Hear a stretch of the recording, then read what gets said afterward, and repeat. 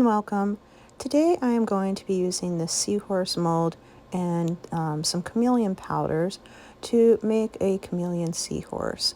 I will be using pretty much all of the colors that came in this 12 pack of chameleon powder by Cheap Art, and I'll put a link to that in the description below. But all I did was I just used a paintbrush, and then I would variate my colors between the 12 that they had, and a random pattern, just making sure that I filled all portions of the mold. And again, it's really up to you if you could use one color for the entire thing, or you could variate the colors like I did. I found it to be very interesting, the effect that it gives when you actually incorporate a lot of the colors into the actual piece that you're doing. And again, just make sure that you use that paintbrush and rub in the mica, the chameleon mica, into the mold.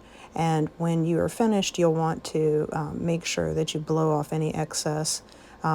If you don't, it just floats to the top in the resin, so you'll see that on the back of the piece, which is perfectly fine. I just personally prefer to try to blow off as much as I possibly can. I will forewarn you, this mica has quite a bit of like glitter in it, so when you do blow it off, make sure it's in a contained area. Otherwise it makes a very big mess. I speak from personal experience. And not the easiest stuff to clean up. So again, just finished painting the mica onto the mold, and then once that's complete, I mixed up for this one about 4.5 ounces of resin, and then I used a black pigment, and that'll come up here in just a moment, but it's the Marbler's Jet Black pigment. It's a very strong pigment, so you only need a couple of drops of this. Do not ever use this in the fast cast, by the way. It makes it turn into foam. But anyway, just put a couple of drops of that jet black and then stir to incorporate.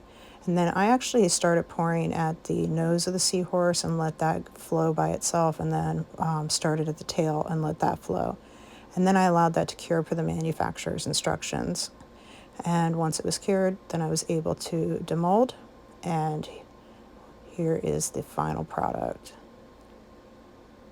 Isn't that just awesome? I love it. I've been on a little bit of a chameleon kick lately, I know, but the colors that this brings out is just so amazing. It's very soothing to me. I don't know, maybe I'm strange, but I find it, I don't know, peaceful and beautiful, serene. I'll give you a close-up though so you can really see those colors. It's hard to see when you're looking at it on the camera as opposed to in person, but this gives you a much better idea.